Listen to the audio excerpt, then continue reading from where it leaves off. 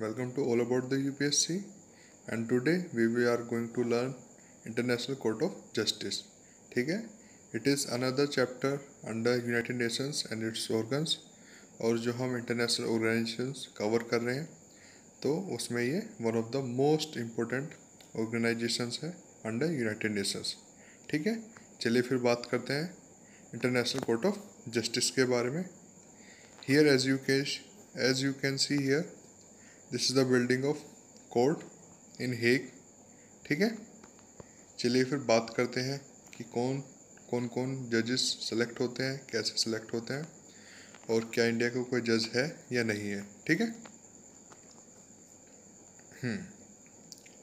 It is also known as the world court.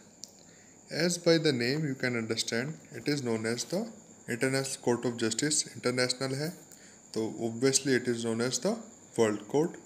कहाँ पर है ये? Its location is in peace place. It is in Hague. और Hague कहाँ है? नीदरलैंड्स में. नीदरलैंड्स कहाँ पर है? It's in Europe. ठीक है, पीस प्लेस हेग में. ठीक है, and remember this, it is only principal organ of United Nations which is not located in New York. सारी यूनाइटेड नेशंस के ऑर्गन्स जो हैं वो न्यूयॉर्क में है. ठीक है, and it is only international court of justice, only the court या only the United Nations organ जो न्यूयॉर्क में इस्टेब्लिश नहीं है. ठीक है, रिमेंबर दिस. और ये क्वेश्चन आ भी चुका है एग्जाम में. ठीक है, and where it is in Hague, Netherlands. चलिए फिर अब आगे चलते हैं. अब now we will talk about the जजेस of ICJ, International court of Justice. कितने जजेस होते हैं? देर आर 15 जजेस. 15 जजेस होते हैं. ठीक है, what is the term of their जजेस? It's 9 year. 9 साल के लिए ये जज होते हैं. And this all are elected by United Nation General Assembly. हमारा United Nations and its organs में जो नेक्स्ट टॉपिक था वो था यूनाइटेड नेशन जनरल असेंबली. और उसमें मैंने आपको बताया था कि जो मेंबर्स होते हैं यूनाइटेड नेशंस इट्स ऑर्गन्स के, तो उनको कौन सेलेक्ट करता है? United Nation General Assembly. And as you know, international court of justice किसका पार्ट है, किसका ऑर्गन है? यूनाइटेड नेशंस का. तो इसको भी कौन मेंबर सेलेक्ट करेंगे? यूनाइटेड नेशन जनरल असेंबली के ही. ठीक है, अब इसमें क्या है? Here to elected by United Nation General Assembly the जजेस which are to be elected, जो जजेस इलेक्ट होना चाहते हैं, they must get the absolute majority in both the houses, house chambers. कौन कौन सा? United Nations General Assembly and United Nations Security Council. ठीक है, तो ये जो बोथ द चैम्बर्स हैं उनमें ये सिलेक्ट होने चाहिए. ठीक है, चलिए फिर अब नेक्स्ट बात करते हैं.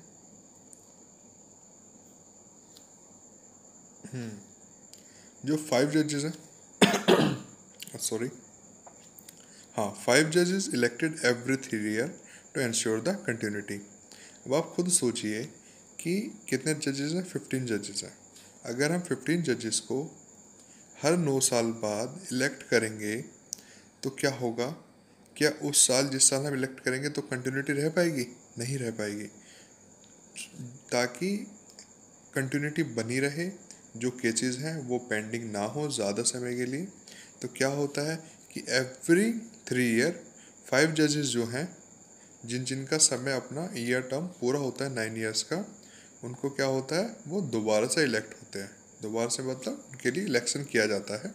ठीक है, अब हियर जजेस of ICJ, International court of जजेस, they are eligible for reelection. They can be reelected. Remember this, reelected. ठीक है, and there can not be 2 जजेस of same nationality. For example India से है. ठीक है, India से जो होगा वो सिर्फ और सिर्फ एक ही जज होगा. ठीक है, कितने होंगे? सिर्फ और सिर्फ एक, क्योंकि नेशनलिटी क्या होगी उसकी? इंडियन. ठीक, ऐसा नहीं हो सकता कि इंडिया के 2 जजेस ICJ के सीट्स पर बैठे. ठीक है, and next is very important point. P5 members of United Nations Security Council will always have a judge in the court. P5 members जो मैं आपको बता चुका हूँ, US और फिर उसके बाद यूनाइटेड किंगडम. ठीक है, उसके बाद है फिर आपका चाइना, रसिया एंड फ्रांस. ठीक है, इनके मेंबर्स जो होंगे, जो यूनाइटेड नेशन सिक्योरिटी काउंसिल के 5 परमानेंट मेंबर्स जो हैं, उनके जजेस हमेशा इस कोर्ट में इलेक्टेड होंगे। ठीक है, remember this, always remember this point. And those all the जजेस of ICJ can be reelected. ठीक है, चलिए फिर नेक्स्ट बात करते हैं इलेक्शंस के बारे में, how they are being elected. जो जजेस हैं सारे वो सब जोग्राफिकल बेसिस पर इलेक्ट होते हैं। ठीक है, जैसे कि हम लास्ट की ऑर्गेनाइजेशंस के बारे में बात करते थे कि the whole world is being divided into 5 parts as per the group, they are given the seats, उनको उसी हिसाब से सीट्स दी गई हैं और उन सीट्स पर इलेक्शंस होते हैं। अब आज जैसे आपको पता है 15 जजेस हैं, तो अफ्रीका से 3 सीट्स हैं, 2 from Latin America and Caribbean. ठीक है, 3 seats from Asia. Asia is such a big continent, and then also they have only 3 seats, 5 from Western Europe and other states, 2 from Eastern Europe. ठीक है, remember this, ये 5 parts हैं geographical basis जिस पर इनको seats available होती हैं election के लिए, and they are being re elected also. ठीक है, और P5 मेंबर्स के परमानेंट 5 जजेस विल बी देयर।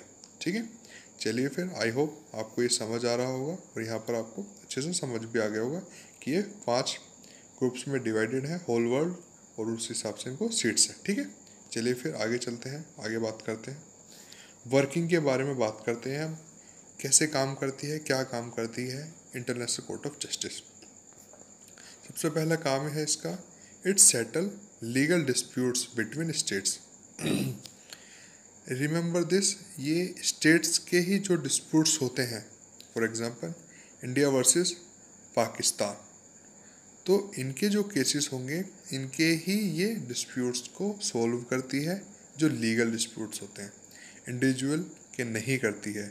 अगर टाटा इंडस्ट्रीज़ को किसी और इंडस्ट्रीज से अपना केस सेटल कराना है तो वो इंटरनेशनल कोर्ट ऑफ जस्टिस नहीं करेगा।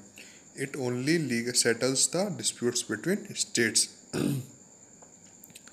हाँ, next one is it gives advice opinion to the United Nations and its specialised agencies. जो यूनाइटेड नेशंस की एजेंसीज हैं उनको एक तो ये गाइड करती है, ओपिनियंस देती है लीगली, ताकि वो अपने काम कैसे कर सकें। ठीक है, यूनाइटेड नेशंस को, क्योंकि यूनाइटेड नेशंस तो कोई कंट्री है नहीं, वो तो एक ऑर्गेनाइजेशन है, तो उसका कौन काम करता है, जो लीगली काम होता है वो कौन करता है, इंटरनेशनल कोर्ट ऑफ जस्टिस करता है। नेक्स्ट वन इज, जैसे मैं आपको बता चुका हूँ, it hears related case related to war crimes, illegal state interference, ethnic cleansing and other issues. ये कुछ इश्यूज हैं जिनकी प्रायोरिटी पर international court of justice case hear करता है। कौन कौन से हैं, वॉर क्राइम्स, कोई लड़ाई के वक्त कुछ ऐसा क्राइम कर रहे हैं तो उसमें जो फॉर एग्जांपल केमिकल वेपन का इस्तेमाल करना, ठीक है, तो वो स्टेट्स जा सकते हैं, वो 2 स्टेट्स जिनको लगता है कि हाँ there case should be heard by ICJ। ठीक है, इलीगल स्टेट इंटरफियरेंस, अब ऐसा नहीं हो सकता ना कि अमेरिका भारत में आकर अपनी इंटरफियरेंस साबित करे।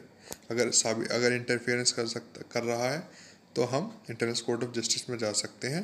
ठीक है, और अपना पक्ष रख सकते हैं, और as per the legal issues जो भी डिसीजन होगा वो फिर स्टेट्स पर बाइंडिंग होता है। ठीक है, ethnic cleansing and other issues.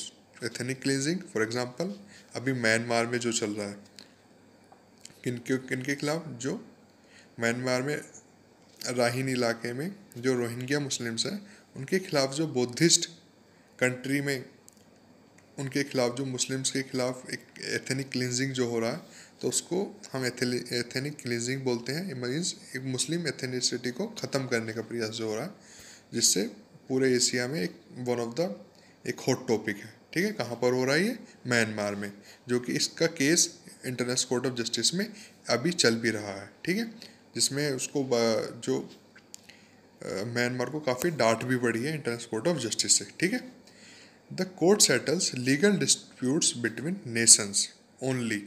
जैसे मैं आपको पहले टॉपिक में पहले पॉइंट पर ही बता चुका था कि सिर्फ और सिर्फ ये नेशंस के बारे में डिस्कस करती है, उनके लीगल डिस्प्यूट्स सोल्व करती है, ना तो ये इंडिविजुअल्स के केस सोल्व करती है, ना ऑर्गेनाइजेशंस के और ना ही प्राइवेट एंटरप्राइजेस के। Remember this, it solve the cases of only the nations, not of individuals, organisation and neither of private enterprises. ठीक है।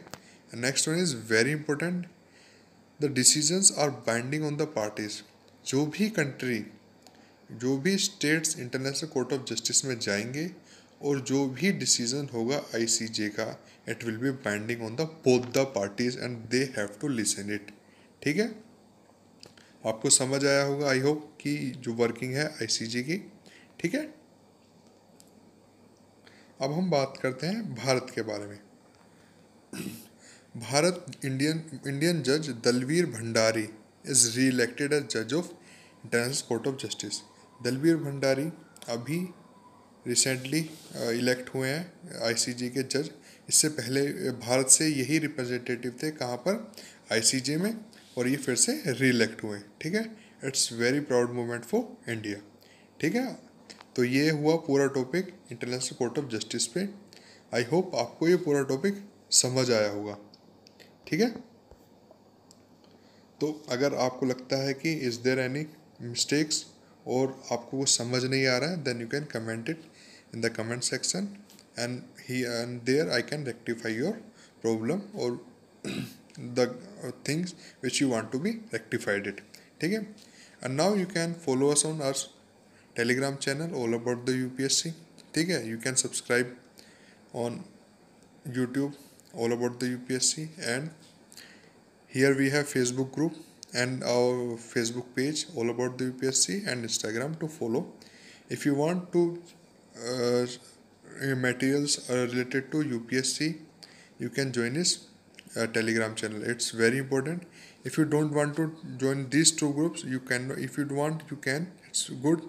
But if you don't, then you can join Telegram channel. It's very helpful for studying UPSC materials and for newspapers. ठीक है?